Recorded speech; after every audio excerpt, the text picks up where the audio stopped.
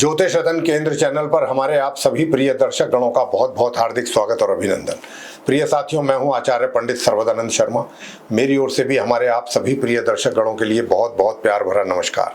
तो साथियों, आज की चर्चा का जो विषय है ये है मासिक राशिफल, या फिर कहें कि मंथली राशिफल, एक ही बात है। और ये मंथली राशिफल है सितंबर 2025 का।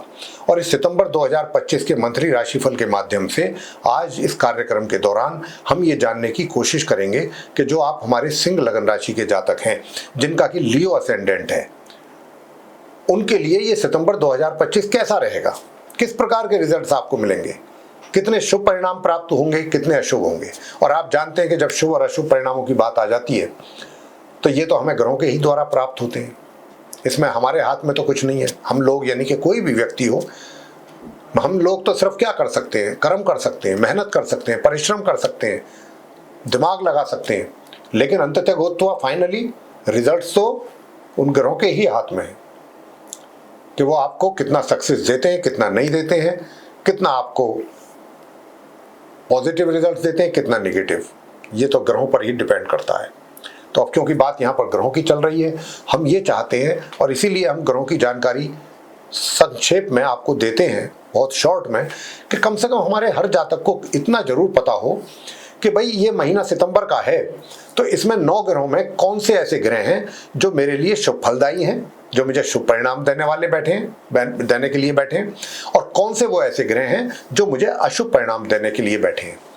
हम जो लास्ट में, अंत में आपको उपाय देते हैं, बहुत छोटे छोटे सरल और आसान अचूक उपाय, वो इसीलिए देते हैं कि वो जो अशुभ परिणाम दे रहे हैं ग्रह, देने के लिए बैठे हैं, उनके अशुभ परिणामों में कमी आए और वो ग्रह शांत हो, ताकि आपका पूरा महीना शांति से, सुकून से निकले। यही इसके पीछे एक मुख्य कारण है और दूसरा कोई कारण नहीं। तो आइए सबसे पहले हम आपको ये जानकारी देते हैं कि कौन सा ग्रह आपके सिंह लगन राशि के जो जातक हैं उनके चार्ट में किस राशि में किस ग्रह के साथ संबंध बना करके बैठा हुआ है। ये चार्ट हम आपके लिए डिस्प्ले किया हुआ है स्क्रीन पर, ठीक हमारे पीछे आप देख पा रहे होंगे कि कौन सा ग्रह किस ग्रह के साथ संबंध बना करके किस राशि में, किस हाउस में बैठा है या अकेला बैठा है, और कौन से ऐसे ग्रह होंगे कि जो इस महीने अपना राशि परिवर्तन करेंगे। क्योंकि राशि परिवर्तन करने से भी ग्रहों का रिजल्ट बदल जाता है। जैसे ही राशि परिवर्तन होता है, ग्रह का उसी के अनुसार रिजल्ट भी बदल जाते हैं। ये भी बात बहुत इंपॉर्टेंट है, समझने वाली है। तो साथियों, हम बहुत संक्षेप में आपको ये जानकारी देंगे। और जब आप जानते हैं कि जब भी हम बात करते हैं मासिक राशिफल हो या वार्षिक हो, तो हम मुख्य तौर पे जो कुछ चुनिंदा पॉइंट्स हैं उन्हीं को लेकर के बात करते हैं। जैसे कि आपका करियर हो गया, आपका प्रोफेशन हो गया, वर्क प्लेस जिसको कहते हैं। नंबर 2, आपको अर्निंग्स, आपका धन लाभ, आपका धन का संचय, सुख सुविधाएं, प्रेम संबंध, और प्रेम संबंध अगर हैं तो कैसा रहेगा संबंध आपका, कितना एंजॉय करेंगे। विवाह का योग, अगर विवाह की कोई प्लानिंग है तो क्या विवाह के लिए योग बन रहा है, बनेगा तो जरूर बताएंगे। आगे बात करेंगे पारिवारिक संबंधों की, पारिवारिक संबंधों को लेकर के ग्रह क्या कहते हैं, कैसे रहेंगे संबंध आपके परिवार के साथ। उसके बाद वैवाहिक संबंधों की बात होगी कि अगर आप विवाहित हैं तो आपका वैवाहिक संबंध इस सितंबर 2025 में सिंह लगन राशि के जातकों का कैसा चलेगा। उसके बाद शिक्षा की बात करेंगे कि भाई जो छात्र हैं, शिक्षा प्राप्त कर रहे हैं, उनके लिए समय कैसा रहेगा सितंबर का। और संतान के द्वारा माता पिता को किस प्रकार के परिणामों की प्राप्ति के योग हैं।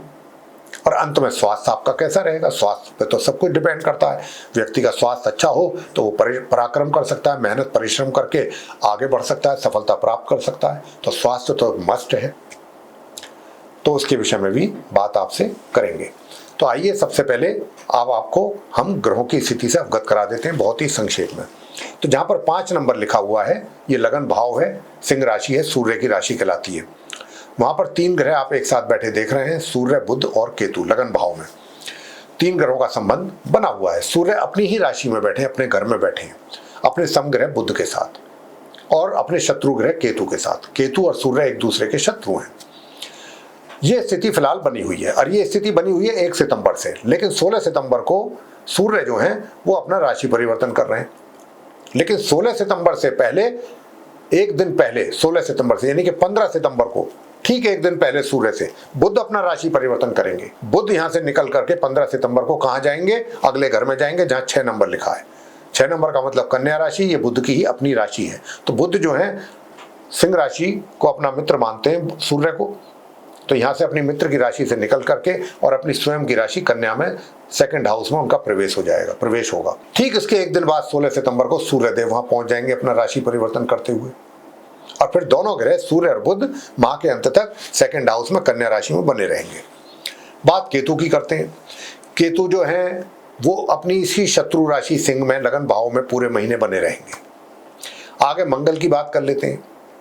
मंगल अभी जहां पर 6 नंबर लिखा हुआ है सेकंड हाउस, उसमें बैठे हैं, लेकिन ये 13 सितंबर को यानी कि सूर्य बुध के यहां पर पहुंचने से पहले ही ये यहां से निकल जाएंगे राशि परिवर्तन करते हुए मार्गी और उदित अवस्था में।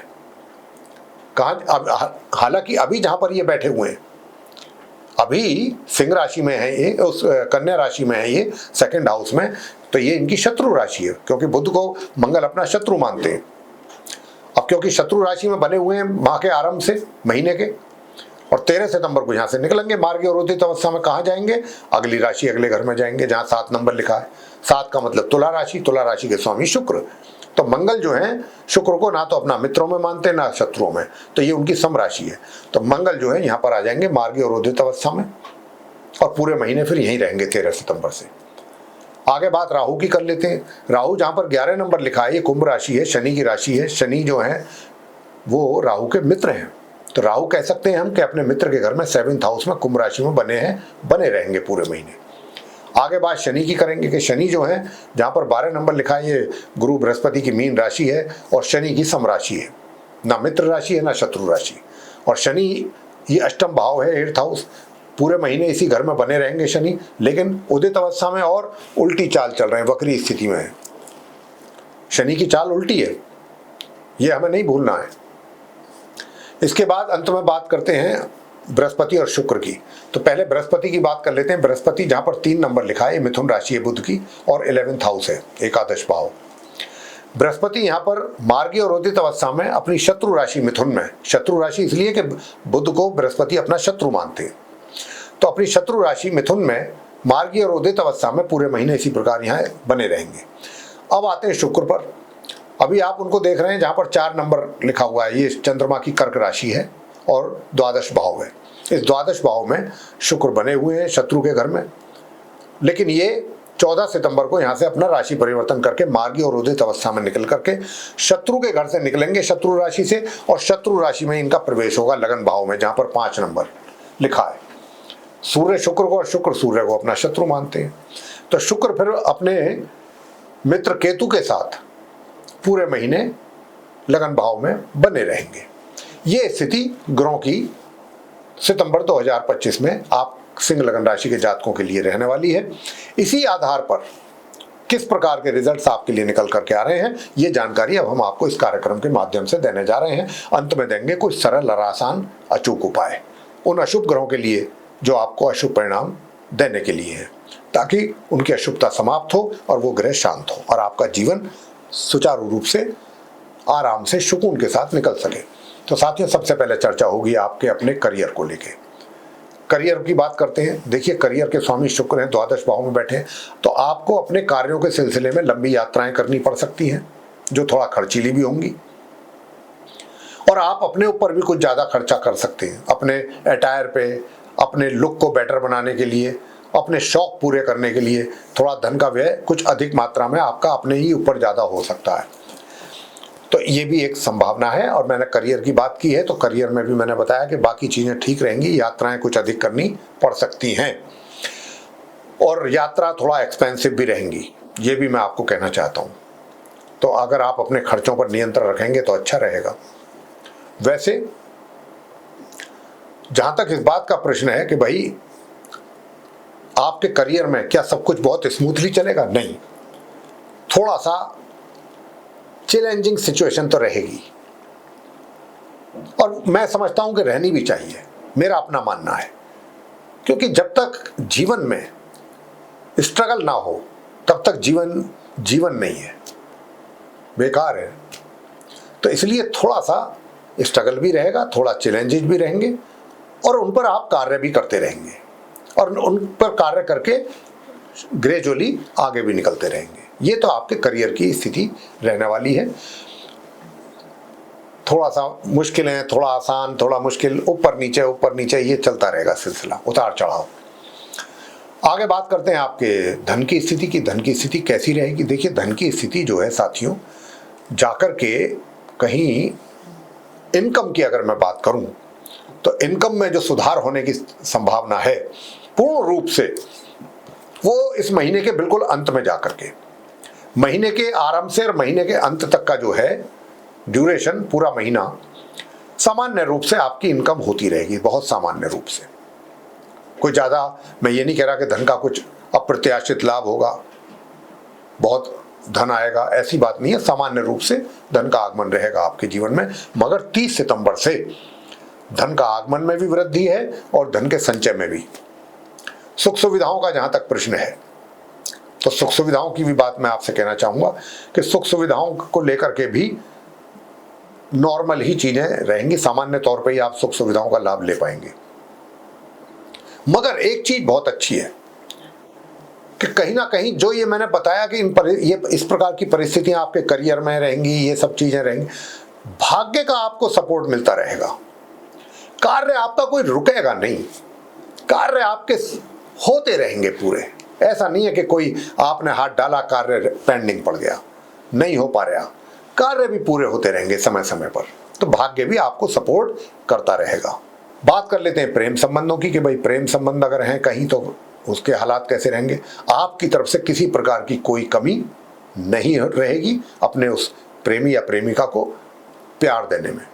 भरपूर तरीके से आप प्यार लुटाएंगे अपने उस साथी पर, और उसकी तरफ से थोड़ा सा कंजूसी जरूर आपको महसूस होगी।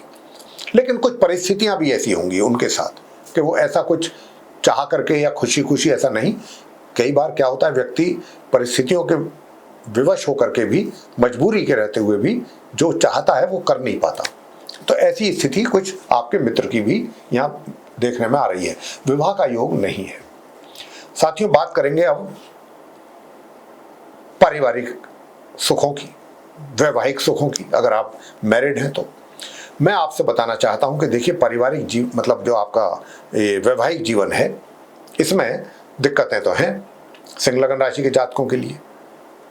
अब उपाय तो अंत में आपको दिए जाएंगे, लेकिन आपको भी ये फर्ज आपका बनता है। हालांकि महामध्य से आप चीजों को समझने की कोशिश तो करेंगे कि भाई आखिरकार आपको अपने स्पाउस के साथ कैसे चीजों को हैंडल करना है, कैसे उनको टैकल करना है, और क्या बात करनी चाहिए, क्या नहीं करनी चाहिए। कुछ आप अपनी तरफ से उनको इस प्रकार ये भी एहसास कराने की कोशिश करेंगे कि नहीं, जो आपको मेरे को लेकर के गलतफहमियां हैं या जो नाराजगी है, ऐसा कुछ नहीं है, मैं तुम्हारे लिए हूँ, तुम्हारा हूँ, ऐसा कुछ करने का भी आप कोशिश, आपका प्रयत्न रहेगा माह के मध्य से।